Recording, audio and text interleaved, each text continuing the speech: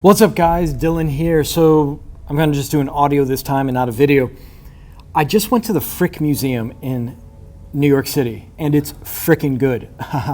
Anyways, I'd been here 20 years and I never went because most of the time I was a student or a broke entrepreneur and I never had the money to go check it out.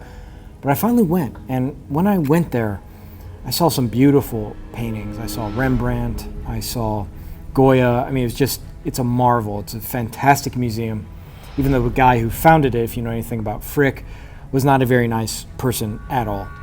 But that aside, the museum was spectacular. Now, there was this painting there by Goya, and it shows these guys. There's three guys, and it looks like violence. It looks destructive. And they're blacksmiths, and they're standing over this piece of metal, and they have hammers and sledgehammer, and they're beating this thing. It looks alive. It looks like it's moving. And my brother said to me, it looks so destructive.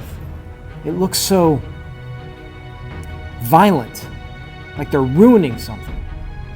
But it's beautiful. It's weird, right? It's like destruction, but it's so beautiful, even though it's so violent. I said, you know what else is interesting? They're also creating something by bashing the sledgehammer into the as blacksmiths onto the anvil. They're creating something from this. And then I started thinking, it's so violent, it looks so destructive. Then I thought about all the times I've seen CEOs who are trying to start their company and they're working 18 hours a day, they're not going home, and they have bags under their eyes, and they're wrinkled, they look like Columbo, the old, if you don't know that TV show, it's a very old TV show about a detective, and he was always wrinkled and always looked slovenly. And there's that phase that you go through as an entrepreneur where you look like that, like you look as if you're being destroyed. You look ragged. It's part of it. I see athletes in the gym just hours and hours, and they look worn down. They look beat up because that's part of it. Do you understand? There's an element in creating yourself or creating a business or whatever it is you do that looks violent like that looks destructive. Sometimes your relationships fall apart. Sometimes you go broke. Your credit gets ruined, which I highly recommend you don't do. Try to keep your credit up and your grades up and don't drop out of school, but sometimes it can't be avoided. There's something beautiful about ruin when it's in the service of creation. How things get ugly before they become usable and beautiful. I think about the phoenix, which is somewhat related. I talk about this in the Killer Instinct program. The phoenix. Everybody wants to change. Everybody wants a rebirth. You want to disappear and come back stronger, but you have to think about what the phoenix went through when it was burnt down. Agony, pain. It's hard. There's suffering involved, but it feels good. It's a good suffering. You want to start doing difficult things. Testing yourself. No, that's not the right word. Let me take that back. It's not testing yourself. It's taking all of the resources you have within and seeing what you can create. Have an idea, vision for your life, and you say, I'm going to throw my entire being into this and see what happens. I'm going to risk and sacrifice free time with my friends, TV shows, maybe junk food. You got to eat better so you have the energy you need to do this as best you can. As I was thinking about this, I guess I'm telling you this, one, because I want you to know this is par for the course. This is what it takes sometimes to be successful. You have to go out there. I hate bland language like that, even though I use it all the time. I'm trying to stop. You need to venture into your quest. How about that? That's a little better. Venture into your quest. And be ready that you might get worn down, that you're going to look like this painting that's destructive and violent, and it looks ruinous, but actually they're making something. You might look like that. So know that, knowing that you're worn down, it's normal. Take care of yourself, make sure you're healthy. But there are going to be periods where that might be hard to do. I was just reading a biography about Elon Musk. I watched an interview about him. I've been talking about him a lot recently just because I'm always studying these killers, these hyper-successful people. And he's a billionaire, and he's sleeping on the floor of his factory trying to get everything running in production at 5,000 cars a week or something like that.